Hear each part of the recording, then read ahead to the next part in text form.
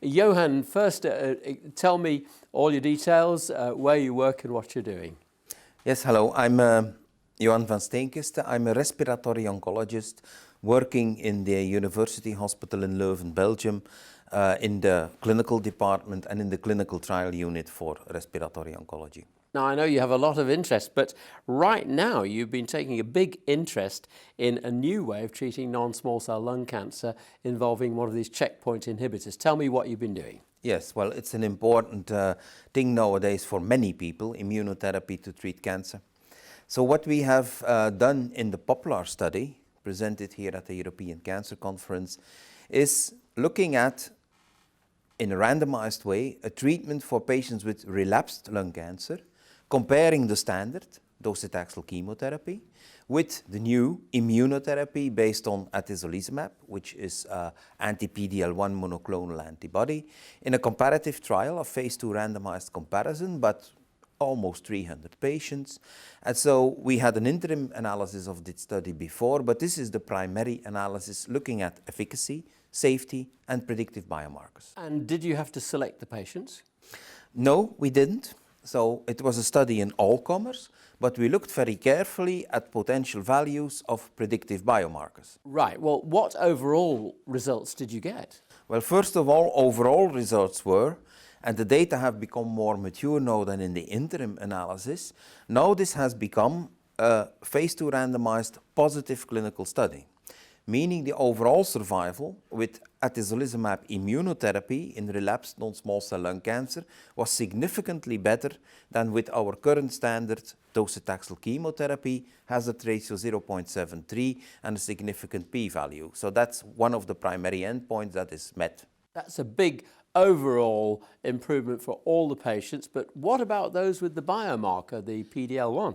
Yes, the biomarker for that type of treatment, which is really revolutionizing the whole cancer treatment field, my feeling is that biomarkers will be very important because some patients do not have any benefit from that treatment, while other patients have really long-term benefits, several years that they remain in good condition with a treatment that is on average well tolerated.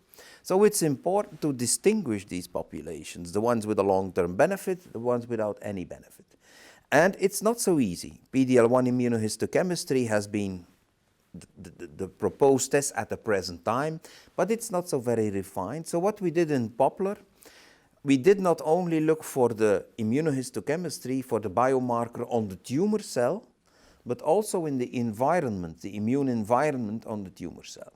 This has, as a consequence, it's a bit more complex. The way you look at the staining, it's a bit more complex, but perhaps that's not so bad because the interaction between the immune system and the cancer cell is probably very complex either.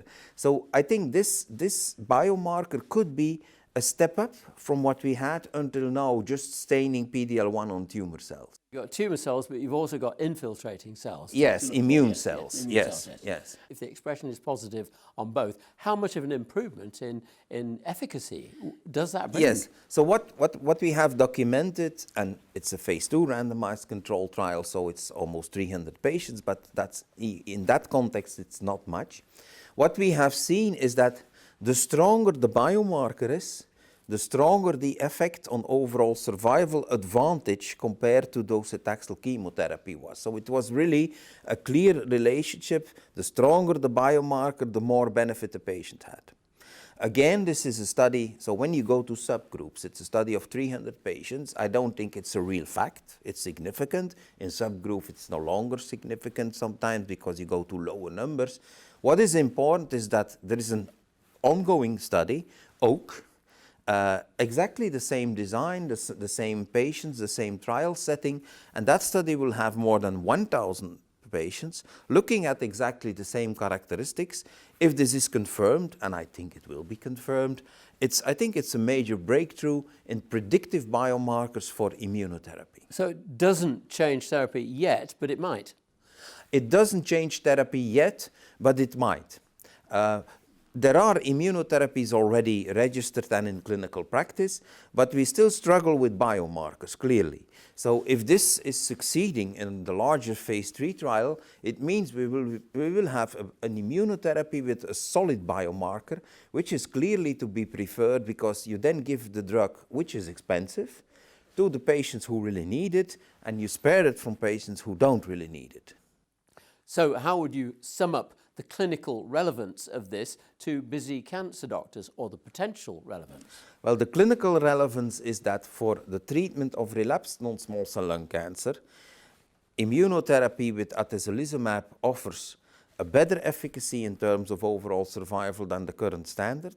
It is far better tolerated in terms of side effects. The severe side effects with docetaxel are not minor. Here we had only 11%, and most of them were even not treatment related. And the hope is, and the signals are, that we probably will have a good predictive biomarker for that type of treatment. Thank you very much. You're welcome.